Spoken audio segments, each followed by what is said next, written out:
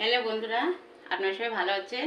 আজকে আমি একটা নতুন আলু মাখা নিয়ে এসেছি। এর আগে একদিন আলু মেখে আপনাদের দেখিয়েছিলাম, ভাতের সাথে ডাল ছিল, মেলা কিছু ছিল, সেটা কীভাবে মাখাতে হয় সেটা দেখানো হয়নি। কিন্তু একজন আমাকে এসএমএস কমেন্ট করেছে,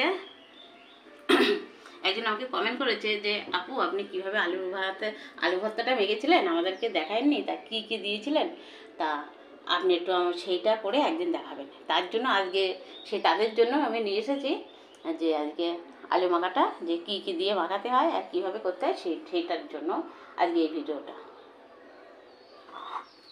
তো এই যে আলু আমি সিদ্ধ করে নিয়েছি, এটা অল্প একটু লবণ দিয়ে জলে আলুটা সিদ্ধ করে নিচ্ছি। সিদ্ধ হয়ে যাবার সাথে সাথে আমি জল থেকে আলুগুলো তুলে নিচ্ছি, নিয়ে একটা জল ঝরাতে দিয়েছিলাম। নাহলে যদি আপনার সিদ্ধ হয়ে যাবার সাথে সাথে আলুটা যদি জলের ভিতরে রেখে দেন, তাহলে আলুটা কেমন জল ভিতরে থাকবে, শুকনো হবে না, ভালো লাগবে না খেতে। তার জন্য সাথে সাথে তুলে নিতে হয়। দেখুন আলু সব খোসাগুলো ছাড়িয়ে নিয়েছি। ছাড়িয়ে নেওয়ার পরে এবারে দেখুন আলুগুলো কত সুন্দর শুকনো আছে। আর এইটা যদি জলের মধ্যে সিদ্ধ হয়ে গেছে বলে আপনি ঢেকে রাখতেন, তাহলে এই আলুটা জল থাকতো আর কেমন ভালো থাকতো না। এখন এইবারে এই আলুগুলোর সময় এইভাবে আগে সব চটকে করে সুন্দর করে নেব। তারপরে আলুতে ওখানে আছে পেঁয়াজ ভাজি করে রেখেছি,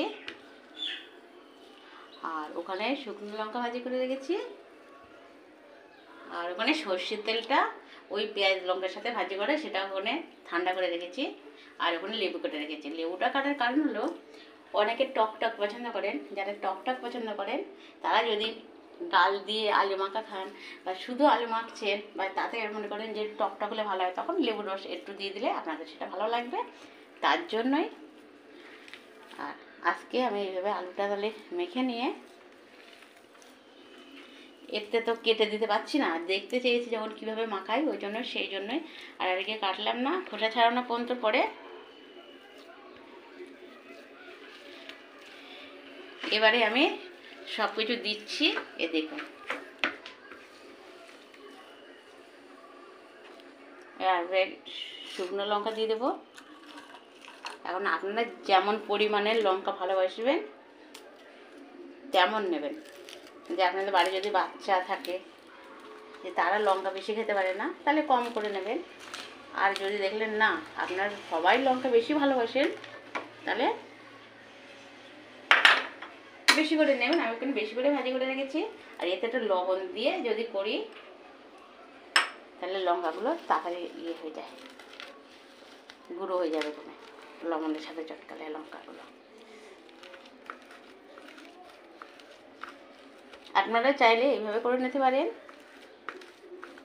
আর এইভাবে না করলেও যদি মনে নেই, ভুলে গেছেন, লবণ আগে দেওয়াই গেছে, কিন্তু তারপরে এমনিও এক সাইডে আলু সরিয়ে ডলে নিয়ে মেখে নিতে পারেন। কোনো আলুর দলা থাকবে না, সুন্দর করে মাখতে হবে। আমি অনেক পরিষ্কার করে হাতটা দিয়ে এসেছি, তারপরে আমি এগুলো মাখছি। এবারে দিয়ে দেবো পেঁয়াজগুলো। এই দেখো পেঁয়াজগুলো ভাজি করে রেখেছিলাম কত সুন্দর মুচমুচে করে। এই পেঁয়াজগুলো সব দিয়ে দেবো। আলু যতটা পরিমাণে নেবেন সেই পরিমাণে দেবেন, কিন্তু নাহলে ভালো লাগবে না খেতে। আগের দিন তো অনেক মজা ভালো হয়েছিল খেতে। আজকে আমি এবারে এই যে সেই পেঁয়াজ দিয়ে এবার মাখাচ্ছি। পেঁয়াজ দিয়ে মাখিয়ে নিয়ে তারপরে দেবো তেল লাস্টে। এর থেকেও কিছু তেল বেরিয়েছে। আর তেলটা সর্ষের তেলটা যদি আপনারা ভাজা করে নিয়ে দেন, তাহলে কিন্তু খেতে বেশি ভালো লাগবে। কাঁচা সর্ষের তেলের একটা আলাদা গন্ধ বেরোয়, কিন্তু তার স্বাদ একরকম লাগবে।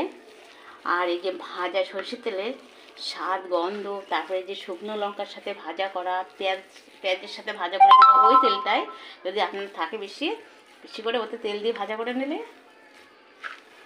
তাহলে আরও খেতে বেশি ভালো লাগবে। কত সুন্দর হয়ে এসছে দেখুন বন্ধুরা। এবারে আমি দেবো তেল, ঢেলে দেবো একটু। এই যে তেলটা নিয়েছি, যে তেলটা ভাজা করে রেখেছিলাম, এই যে দিয়ে দিলাম।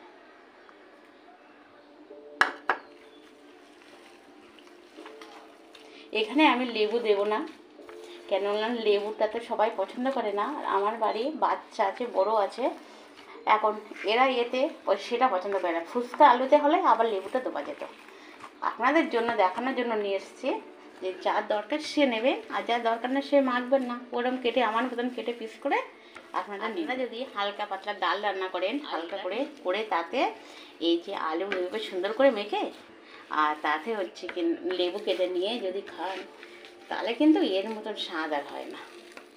ওই দিয়ে সব ভাত খাওয়া যাবে আর অনেক ভালো মজা লাগবে। একটু টেস্ট করে দেখতে হবে বন্ধুরা কেমন হয়েছে, একটু দেখে নেই।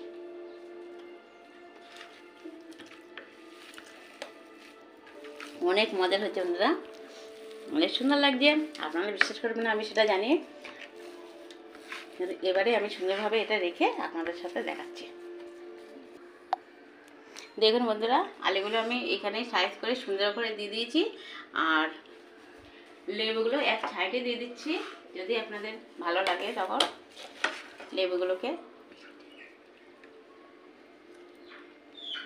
লেবুগুলো আপনারা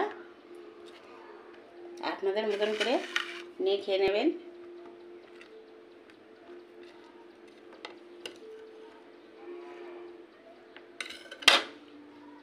এইভাবে আমি একটু সাজিয়ে মতন দিচ্ছি যাতে দেখতে ভালো লাগে। ধরুন আপনাদের বাড়ি একটা মেহমান এসেছে, তখন আপনাদের একটু ভালো করে তাকে খাওয়ানোর প্রয়োজন আছে। ধরুন সে আপনার কাছে আলু মাখাটাই খেতে চেয়েছে, তখন আপনি এইভাবে দিতে পারবেন। এবারে দেখুন কেমন লাগছে।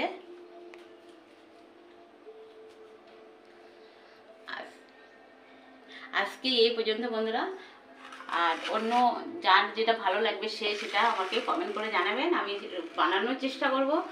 আর আমার যদি এই আলু মাখাটা ভালো লেগে থাকে তাহলে আপনারা আমার লাইক কমেন্ট শেয়ার অবশ্যই করবেন, সাবস্ক্রাইব করে দেবেন, আর আমার চ্যানেলটা দেখতে থাকবেন, আর আমার ভিডিওগুলো আপনার বন্ধু-বান্ধবদের কাছে বেশি বেশি করে শেয়ার করে দেবেন। আজকে এই পর্যন্ত। আমি সাথী মজা যায় 2.0 থেকে। টাটা।